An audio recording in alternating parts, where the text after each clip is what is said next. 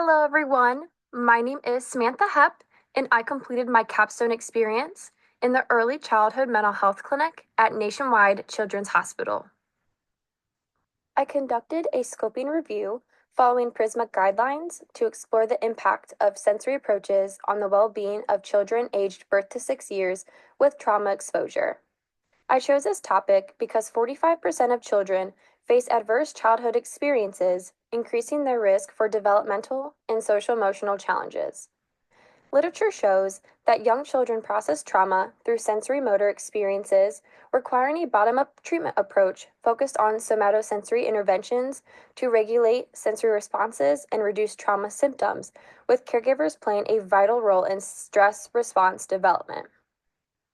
3 databases were searched, and from this initial search yielded 720 articles, ending with 8 articles in total that were identified to meet this criteria and included in the scoping review. Inclusion criteria required participants to be aged birth to 6 years and have experienced childhood trauma. Studies needed to use sensory-based approaches such as sensory modalities, sensory diets, play, mindfulness, and tactile, auditory, vestibular, and proprioceptive activities. Outcomes were expected to show improvements in well-being, which was defined as positive changes in psychological states, including mental, emotional, and social well-being.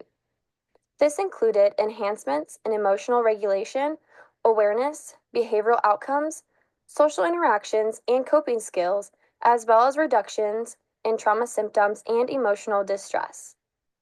Eligible studies included case studies, pilot studies, experimental designs, and both quantitative and qualitative research.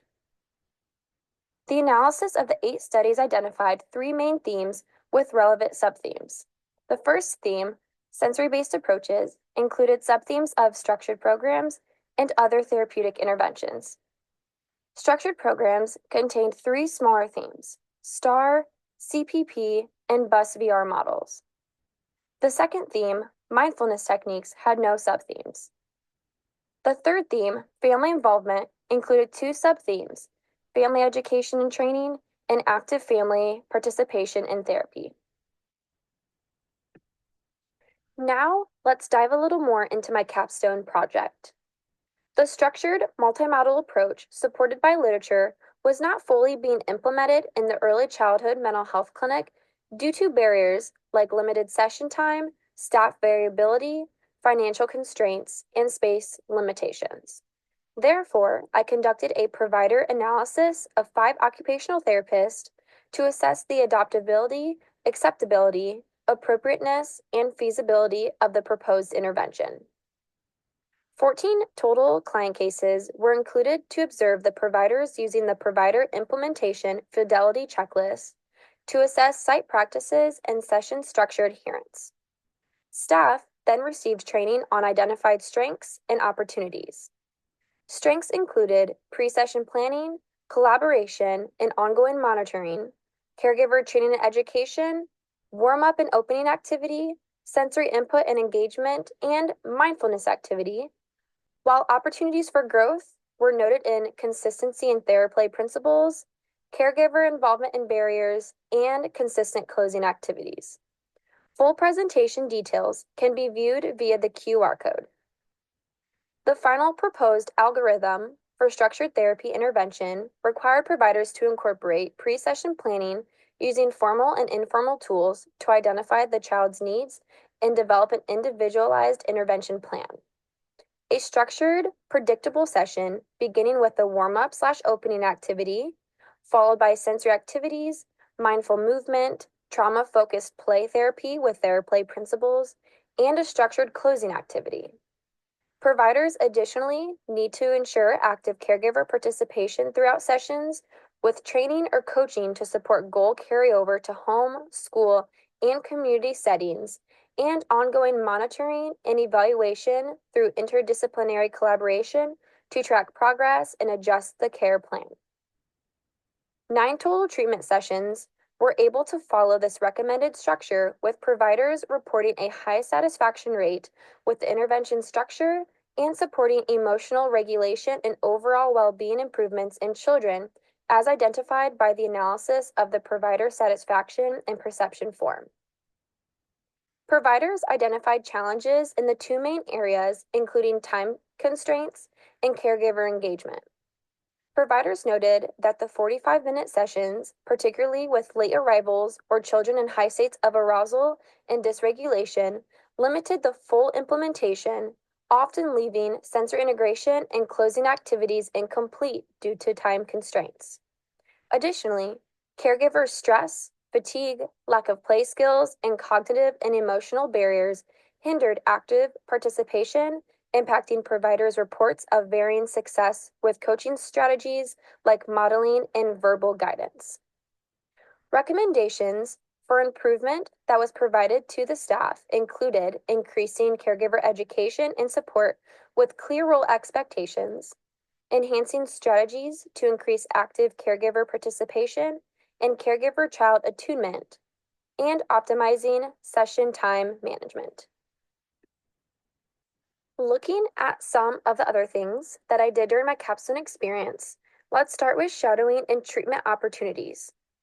During my time, I had the opportunity to shadow various disciplines at Nationwide Children's Behavioral Health Pavilion, observing their collaborative approach to treating and addressing the child's needs on the plan of care. I managed a partial caseload of 15 to 20 outpatient OT clients at ECMH each week, along with some students in the TIP program where I provided push-in or pull-out services.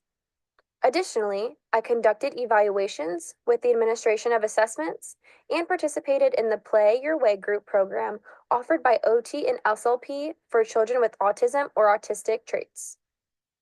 Something else I looked at was assessing TIP staff and caregivers' awareness and understanding of sensory processing, trauma, and approaches used across home, community, and school settings. Based on the findings gathered from 8 TIP staff members and 10 caregivers, I created a comprehensive document to enhance their knowledge of these topics and provided resources and strategies to better support child regulation and participation in daily activities. Full caregiver and TIP staff resources can be viewed via the QR codes. During my capstone experience, I was able to complete additional educational opportunities, including conscious discipline training, which looks at the brain state model and explains how the brain works in relation to discipline, as well as read the book Sensory Healing After Developmental Trauma that provides an understanding of how trauma impacts brain and sensory system development and strategies to optimize brain rehabilitation and improve sensory processing. Lastly, I had the opportunity to collaborate on an integrated care case study, which was presented at an integrated care meeting. I have followed this client since my first week at ECMH, tracking their progress across various therapy sessions and disciplines. What made this case unique was the client's involvement in OT, speech, and behavioral health services, as well as the support provided to them in the TIP classroom.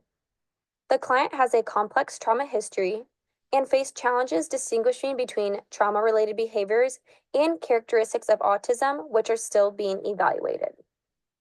To access the key references utilized throughout my capstone experience, please scan the QR code provided in this presentation. This now concludes my doctoral capstone experience, completed in the Early Childhood Mental Health Clinic at Nationwide Children's Hospital. I would like to acknowledge the faculty, peers, and my advisor, Dr. Lindy Weaver at The Ohio State University's Division of Occupational Therapy for their support. A special thanks to my mentors, Lena Dennison and Maria Eisman, as well as the OT staff participants from Nationwide Children's Early Childhood Mental Health Clinic for their guidance.